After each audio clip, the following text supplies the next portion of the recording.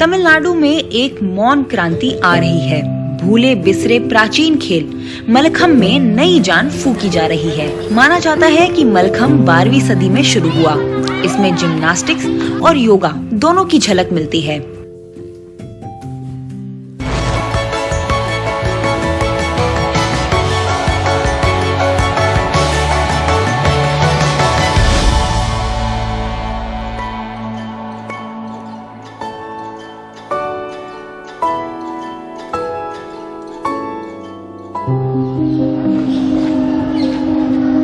चेन्नई से 200 किलोमीटर दूर विलुपुरम जिले में राज्य स्तर का मुकाबला चल रहा है, जिसे उषा प्ले ने आयोजित किया है।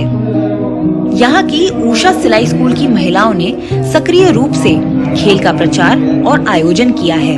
कार्यक्रम उन गांव में आयोजित किए जाते हैं जिनमें या तो उषा सिलाई स्कूल है या कहीं करीब में है। तमिलनाडु के 300 बच्चों ने इस खेल में अपने जलवे दिखाए और कामयाबी की नई ऊंचाइयां हासिल की।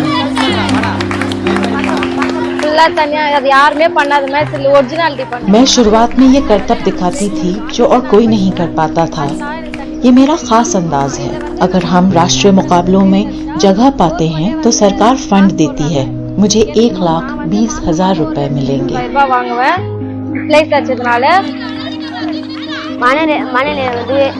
इससे दिमाग सही रहता है, बुरे ख्यालात नहीं आते, हमारा शरीर स्वस्थ रहेगा। मलखम 8.5 फुट ऊंचे खंबे और एक लटकती रस्सी पर किया जाता है और इसमें बच्चों की फुर्ती और लचीलेपन की कड़ी आजमाइश होती है।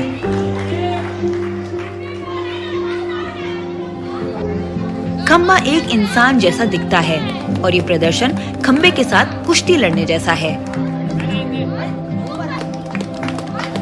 1.5 मिनट के अंदर प्रतियोगियों की महारत को आंका जाता है। इस दौरान उन्हें 16 अभ्यास करने होते हैं। कठिनाई, लचीलेपन, अमल और आकर्षण पर अंक दिए जाते हैं।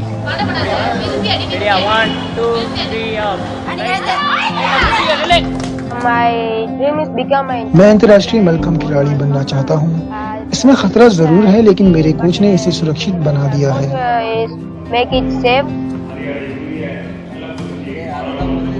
मुझे तमिलनाडु के पारंपरिक खेल बहुत पसंद है। पहले मेरी दिलचस्पी जगी और फिर इससे प्यार हो गया।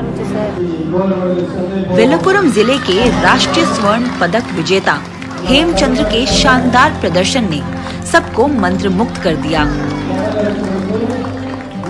उनकी रफ्तार और लय ने समा बांध दिया।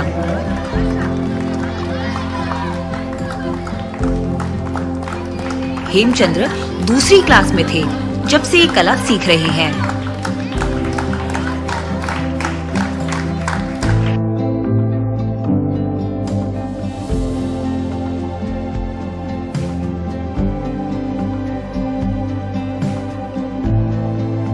रस्सी पर भी उनका कौशल उभर कर आता है।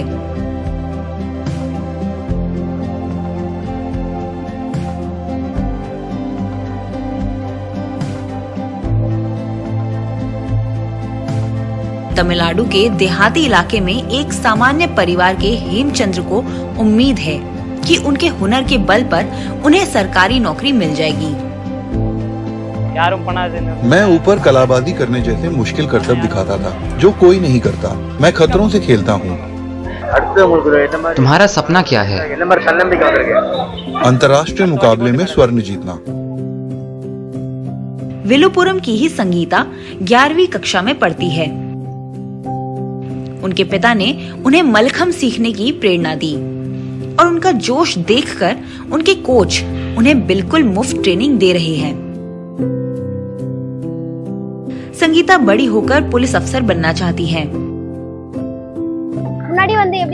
पहले माँ बाप को डर लगता था, वो अपने बच्चों को नहीं भेजते थे। जिम्नास्टिक्स बहुत मुश्किल है, योगा में लचीलापन चाहिए, लेकिन ये दोनों का मिश्रण है और बच्चे अपनी जान हथेली पर लेकर ये खेलते हैं। अब तो ये चल निकला है। अब तो 2 साल के छोटे बच्चे भी आते हैं और वो भी जो घुटनों के बल चलते हैं या जिन्होंने अभी अभी चलना सीखा है।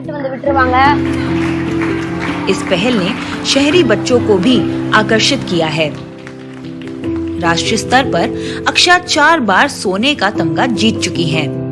अब वो चेन्नई से खेलों में डिग्री हासिल कर रही हैं। Nowadays, all of them are well known about mallakhamb. भारतीय खेल विकास प्राधिकरण के तहत आने से मलखम्ब के बारे में काफी जागरूकता फैल चुकी है। ये SDFA गेम्स और अखिल भारतीय मलखम्ब का भी हिस्सा है। Also included in SDFA games and All India mallakhamb.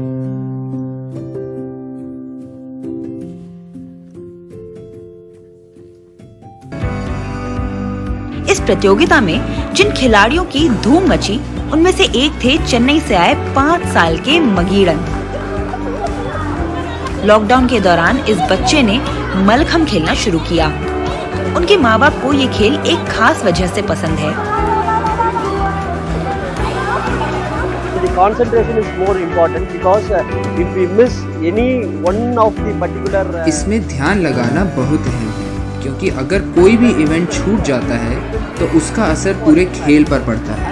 इसी पर बच्चों का ध्यान रहता है और आगे भी इसका फायदा मिलता रहे। and it will be meant for them to continue in the future also.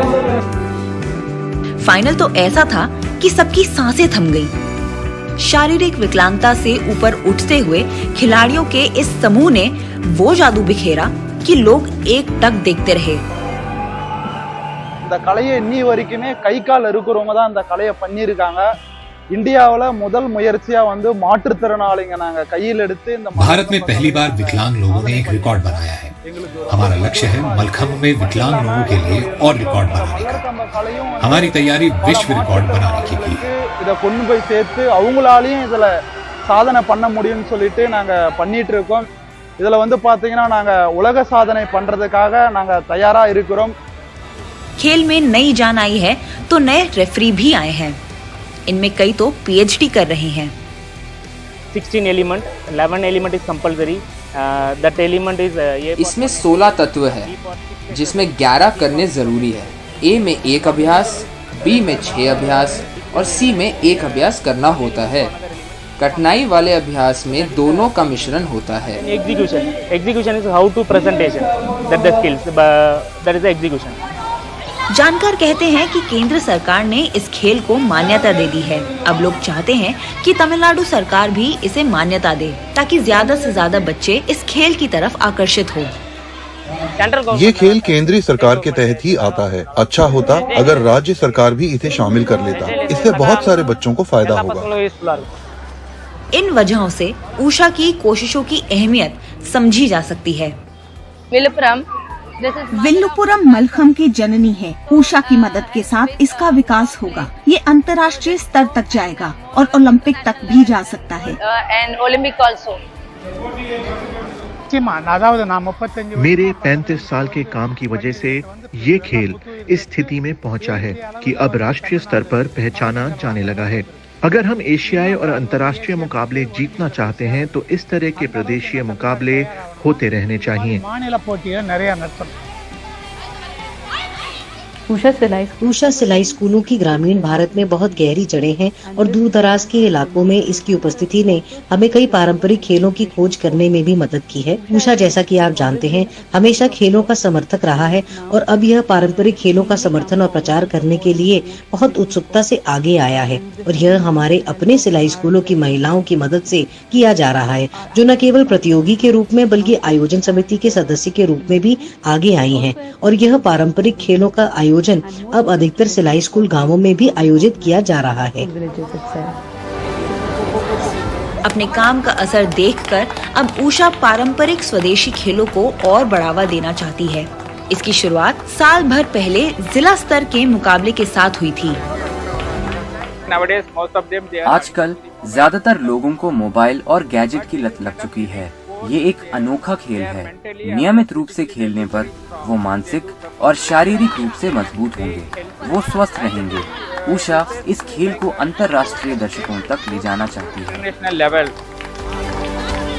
ये एक मिसाल है कि कैसे एक खत्म होते पुराने खेल को किसी कंपनी का सहारा मिले तो वो फिर से पनप सकता है।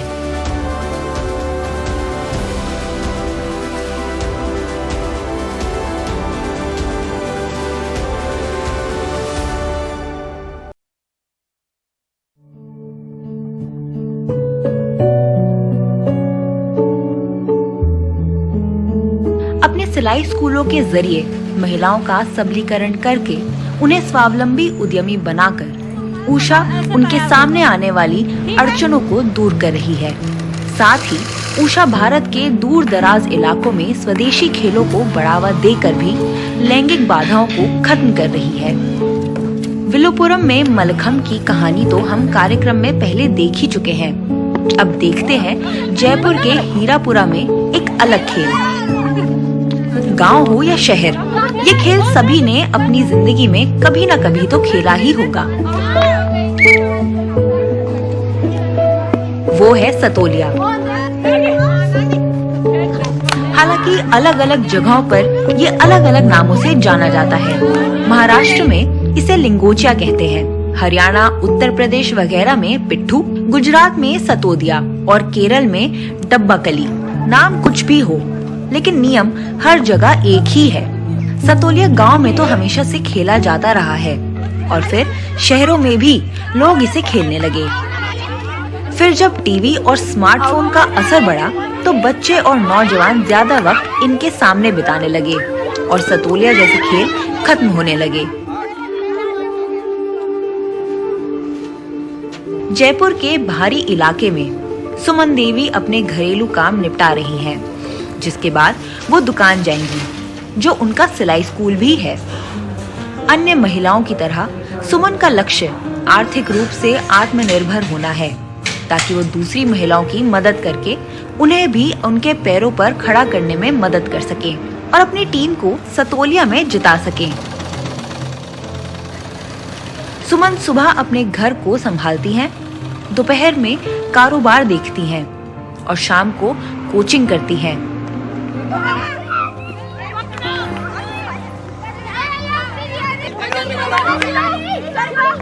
वो उन 4 सिलाई स्कूल टीचरों में से हैं जो हीरापुर गांव में इस स्वदेशी खेल को जिंदा रखने में जुटी हैं। सुमन 11 लड़कियों की एक टीम को सतोलिया का खेल सिखा रही है। पहली बार इस तरह की खेल प्रतियोगिता इस गांव में हो रही है।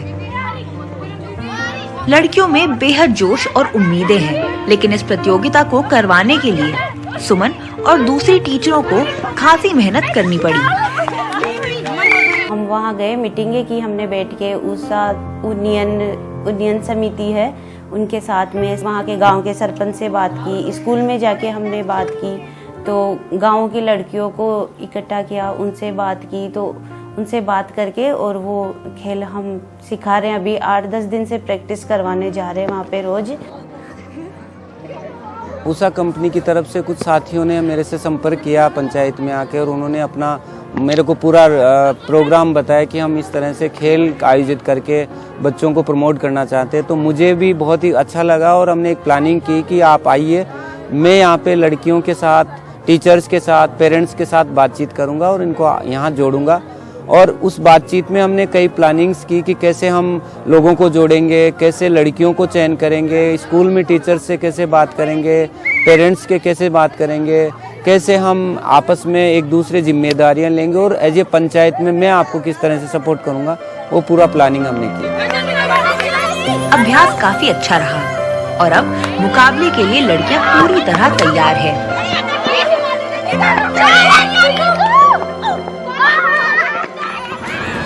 मुकाबले की घड़ी आ चुकी है। लड़कियों के हौसले बुलंद हैं। टीमें अपनी रणनीतियां बना रही हैं। सतोलिया देखने के लिए गांव वाले उमड़ पड़े हैं और टीमें तैयार हैं। थोड़ी देर में शुरू होने वाला है। हम चार हैं लेडीज, 4 सिलाई सेंटर से 4 ये सिलाई स्कूल चलाते हैं उषा की। तो 4 गाँवों से हम 4 हैं। तो 4 टीम बनाई है हमने।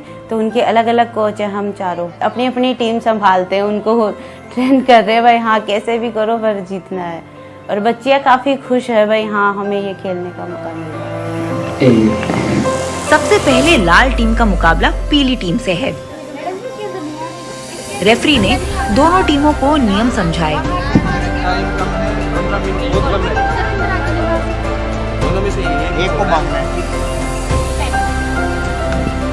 पीली टीम ने टॉस जीतकर पहले सतोलिया पर निशाना लगाने का फैसला किया। इसके बाद शुरू हुई दोनों टीमों में कांटे की टक्कर।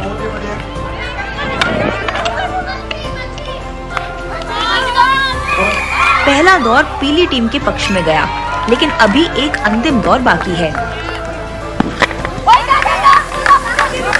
खेल देखने के लिए गांव के और लोग भी जुड़ते रहते हैं और सभी अपनी पसंदीदा टीम की हौसला अफजाई कर रहे हैं।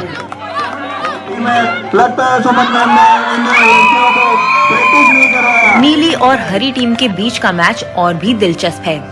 लड़कियों ने जल्द ही सतोलिया फोड़ दिया।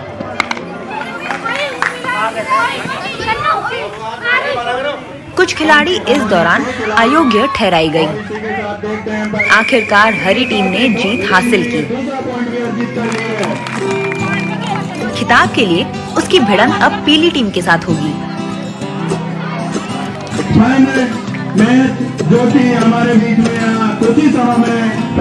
इन खेलों के आयोजन का श्रेय ऊषा और सिलाई स्कूल की महिलाओं को जाता है। इस पहल का ऐसा असर हुआ है कि दूसरे गांवों में भी बदलाव देखने को मिला। खेल से पहले भी जो ही ये चर्चा शुरू हुई तो गांव में मैं जब निकलता था तो मुझे बच्चे खेलते नजर आ रहे थे। तो मैंने कहा ये अचानक सतोलिया का माहौल कैसे बन गया। मेरे गांव में लड़कियां खेल रही है, हीरापुरा में लड़कियां खेल रही है और घर पे खेल रही हैं। तो मुझे लगा कि ये जो अपन ने बातचीत की है 1-1.5 महीने से, तो लड़के लड़कियों में ये उत्साह बढ़ा है। ग्रामीण खेलों को प्रमोट किया जाना चाहिए और बहुत सारी गवर्नमेंट सरकारें भी इसको प्रमोट कर रही हैं, क्योंकि ग्रामीण जो खेल हैं वो खेल इस तरह के हैं जिससे कि सामाजिक भावना उत्पन्न होती है बच्चों के अंदर। अभी हम देख रहे हैं आज की तारीख में कि जो बच्चे हैं वो एकांकी हो गए। एकांकी मतलब वो अकेले रहते हैं, अपने परिवार में रहते हैं और मोबाइल या इस तरह की डिवाइसेस पे ज़्यादा रहते हैं, जो कि उनको अकेला होता उनके साथ। इस तरह के दूर दराज गाँव में जहाँ लड़कियाँ घरों के अंदर ही कामकाज के चक्रव्यूह में फंसी थीं, उन्हें न सिर्फ सतोलिया घरों से बाहर लाया है, बल्कि एक स्वस्थ जीवन शैली बिताने की नसीहत भी दे रहा है। अब ग्रामीण खेलों की बात करें तो उनमें शारीरिक कसरत बहुत अच्छे से होती है, मानसिक कसरत तो बहुत अच्छे से होती है और एक दूसरे के प्रति जो प्रेम की भावना है वो बहुत अच्छे से डेवलप होती है। तो इस तरह की चीजें होना बहुत जरूरी है। हम ये कह रहे हैं कि अगर इस तरह के खेल होंगे तो बच्चे जो है वो अपने परिवार से, अपने समाज से और अपने गांव से, अपने क्षेत्र से जुड़े रहेंगे। बच्चे अब इन गेम्स में इन्वॉल्व नहीं हैं, बच्चे इन गेम्स को अभी खेलते नहीं, वो इंडोर में रहते हैं। और स्पेशली लड़कियां जिनके साथ हम ये गेम कर रहे हैं उनके लिए तो ये ऑप्शन ही नहीं है कि वो बाहर आएँ और उस तरह के खेल खेलें। ये सिर्फ और सिर्फ उनके शारीरिक और मानसिक विकास की बात नहीं करता, जेंडर जो अनइक्वलिटी है, जो लड़के और लड़की में भेद है, उसको भी कम करता है। जब ये लड़कियां बाहर आएंगी, इस तरह के खेलों में इन्वॉल्व होगी तो शारीरिक और मानसिक रूप से मजबूत बनेगी और मजबूत बनने के कारण वो समाज में अलग तरीके की पहचान बना पाएगी। खेल की आखिरी सीटी बज चुकी है, चैंपियन टीम तय हो गई है।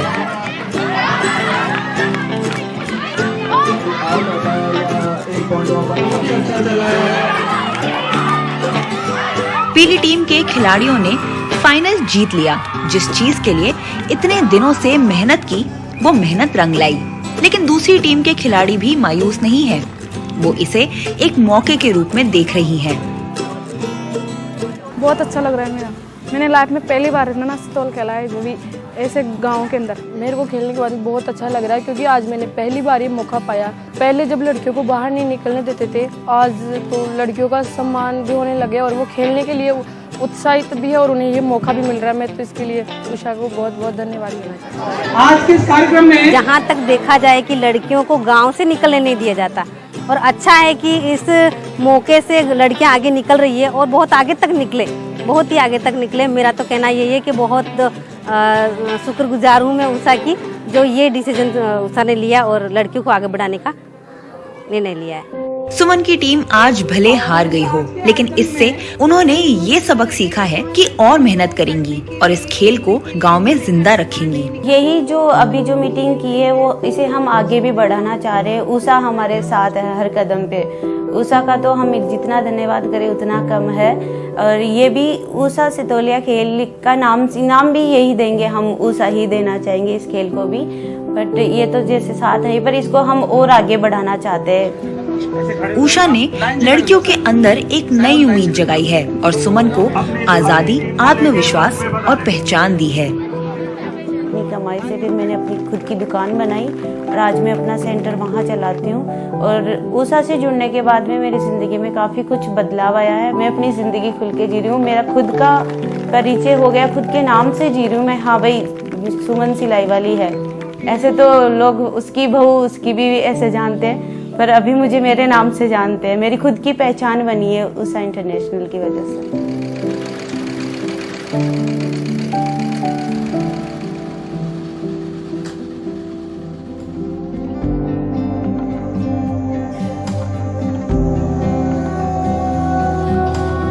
केरल में कलरीपयट्टू हो या झारखंड के सुदूर इलाकों में तीरंदाजी, उषा पारंपरिक खेलों को भारत भर में जीवित रखने के लिए प्रतिबद्ध है।